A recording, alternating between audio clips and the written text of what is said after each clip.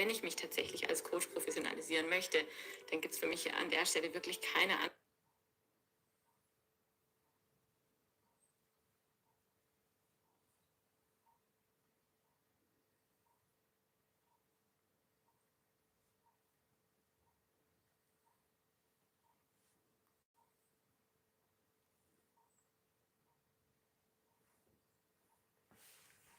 শুভ সন্ধ্যা।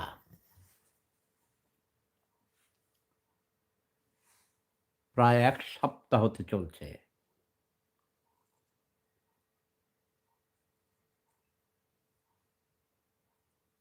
সাত কলেজের ছাত্রছাত্রীদের দাবি নিয়ে বাংলাদেশে ঢাকা শহরে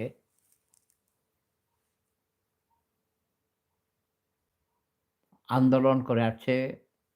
এসবকে নিয়ে অনেক ছাত্রছাত্রী মারাও গিয়েছে যতদূর আমি শুনেছি। ১৬-১৭ জন মারা গিয়েছিল এর আগে।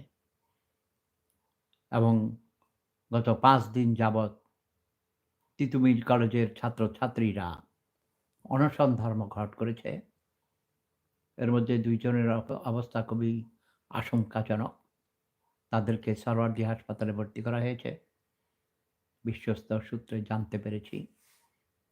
লন্ডন থেকে আমার এক ছোট ভাই সাংবাদিক শফিকুল ইসলাম কাজল আমাকে একটা এই মেসেজটা দিয়েছে। আমি মনে করি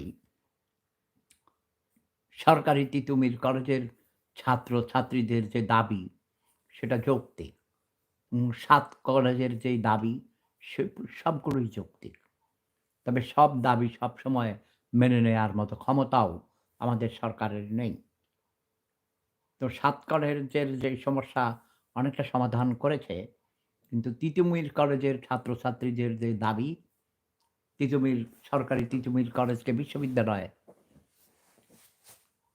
ঘোষণা করতে হবে এবং ঘোষণা মানে সরকারিভাবে সিদ্ধান্ত গ্রহণ করতে হবে যে সরকারি তিতুমির কলেজ একটি পূর্ণাঙ্গ বিশ্ববিদ্যালয়।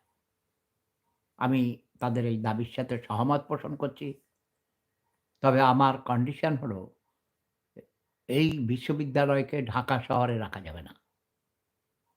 ঢাকা শহর থেকে প্রয়োজন বোধে ৩০-৪০ কিলোমিটার দূরে সরিয়ে নিয়ে যেতে হবে। কারণ ঢাকা শহরে এমনিতেই যানজট, মনুষ্য বসবাসের অযোগ্য হয়ে গেছে। শ্বাসকষ্ট হয় মানুষ। বাতাস বিষাক্ত, পানি বিষাক্ত, মানুষের মনও বিষাক্ত হয়ে গেছে। মানুষ ঢাকা শহরে একদিন অবস্থান করলেই অসুস্থ হয়ে যায়। গত মাসে আমার একমাত্র সন্তান ইউরোপ থেকে গিয়েছিল তার মা খুব অসুস্থ তার মাকে দেখতে এবং সে ২ সপ্তাহ ছিল। অসুস্থ হয়ে ফিরে এসেছে। এখনো সে পুরোপুরি সুস্থ হতে পারেনি। সেখানে গিয়ে কাশি হয়ে গেছে, কাশি। ঢাকা শহরের বাতাস বিষাক্ত, কালো ধোঁয়া। মানুষ যে কি করে বেঁচে আছে কয়েক কোটি মানুষ। এই মানুষের চাপ কমাবার জন্যে ঢাকা শহরে ঢাকা শহর থেকে অনেকগুলো শিক্ষা প্রতিষ্ঠানকে দূরে সরিয়ে নিয়ে যেতে হবে নিরিবিলি জায়গায়। আছে এই যে দোহা, নবাবগঞ্জ, মানিকগঞ্জ, কুমিল্লার দাউদকান্দি, বেশি দূর না দাউদকান্দি। চাঁদপুরে আরো বেশি, চাঁদপুরে বিশ্ববিদ্যালয়ে টেকনিক্যাল ইউনিভার্সিটির কাজ শেষ হয় নাই। যাদেরকে দায়িত্ব দেওয়া হয়েছে চুরিদারি করেছে অনেক। দুর্নীতির কারণে কোনো কিছু হয় না। ফরিদপুরও খুব বেশি দূর না ঢাকা থেকে। ৪০, ৫০, ৬০ কিলোমিটার দূরে নিয়ে যাও। আর আমি বলেছি বাংলাদেশকে ১১ টা প্রভিন্সে ভাগ করতে। ডিভিশন করার কথা ছিল তাও কিছু করেছে, কিছু করে নাই। কুমিল্লা নাম রাখবে না বিভাগের। শেখ হাসিনার এইসব গোঁড়ামি। কোথায় আজ হাসিনা? আর অন্তর্বর্তীকালীন সরকার এত কিছু করার জন্য আসেনি। তারা এসব করতেও পারবে না। আমি অনুরোধ করছি অন্তর্বর্তীকালীন সরকারের প্রধান উপদেষ্টা নোবেল বিজয়ী প্রফেসর ডক্টর মোহাম্মদ ইউনূস সাহেবকে যত দ্রুত সম্ভব নির্বাচন দিয়ে জাতীয় সরকার গঠন করার লক্ষ্যে,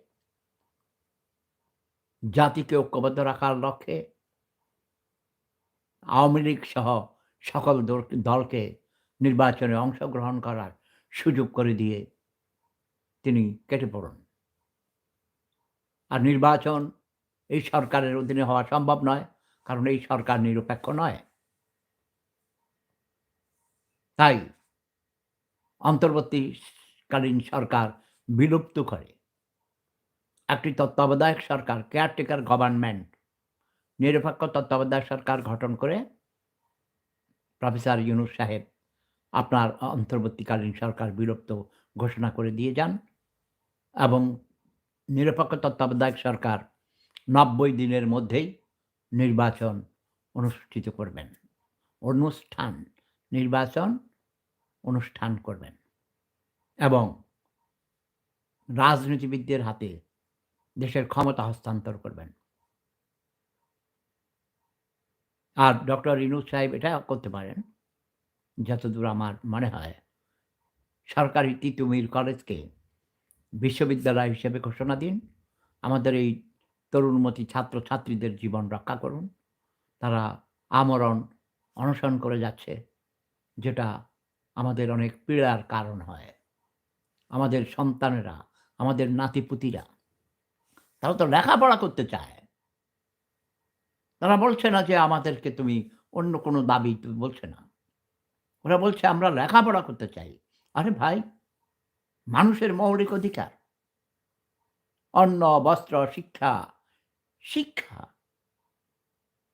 হলো জাতির মেরুদণ্ড মজবুত করে। কাজেই শিক্ষার উপরে গুরুত্ব দিতে হবে। আপনি একজন অধ্যাপক, একজন শিক্ষক। ব্যাপারটাকে গুরুত্ব সহকারে দেখবেন। এটা আমার একান্ত অনুরোধ। প্রেম ধর্ম, সেরা ধর্ম। Love is power. জয় বাংলা, জয় বঙ্গবন্ধু, জয় শেখ হাসিনা।